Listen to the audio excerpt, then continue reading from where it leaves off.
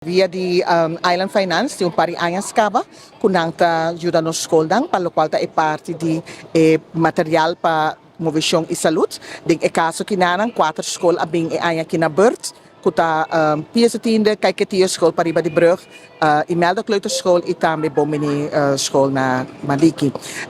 Tur aya nos tawara acerca pa nos por duna enorme na nos skol nang kung mister di material especificamente para fac movisyong isalut.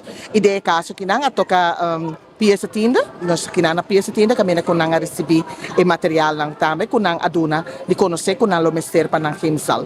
Aumenta nossa passa na kay ketiyo tambe ahaya pakete de material, de diferente material, boting material de futebol, material de tennis, badminton, diferente coisas que escola mira necessário para por chegar na meta nang de fac caso que de matéria de movisyong e saúde. Sí, esa kita di 4 años onde ku kota abing ko e proyecto Sports with Love. Na onde ku conjuntamente ku management de Island Finance nos quer elaborar pouco mais na onde ku nos por ayuda a comunidade de Aruba e nos pensa seguro na nos mucha nang. E ora na, ne ultimo año na, nos bini ta donando a nossa contact scoa, den caso aqui na, nossa contact Jeffro Bailey, e na onde Jeffro Bailey ta donando uma lista de escola com mister de material para escola.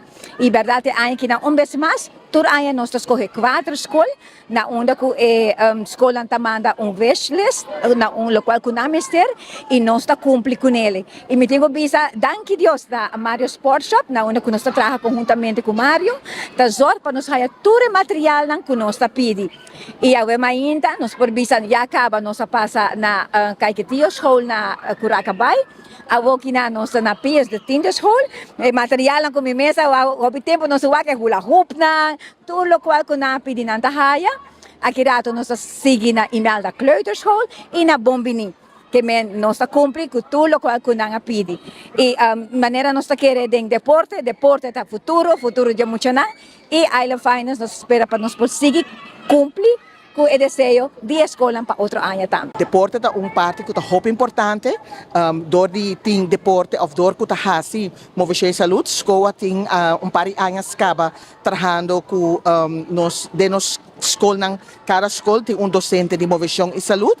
Nós também ele como parte muito importante para 13 matéria aqui movisyong e saúde para nós muchanan para sobre mucha que tahanya solamente ensinamento e nota hasi parte de movisyong, bon nota hanya e compreensão de lo qual e por of no por. Dori hasi deporte, dori hasi diferente atividade den e matéria de movisyong e saúde, nata é parte de movisyong, nata é parte de saúde, como mais saudável, etc.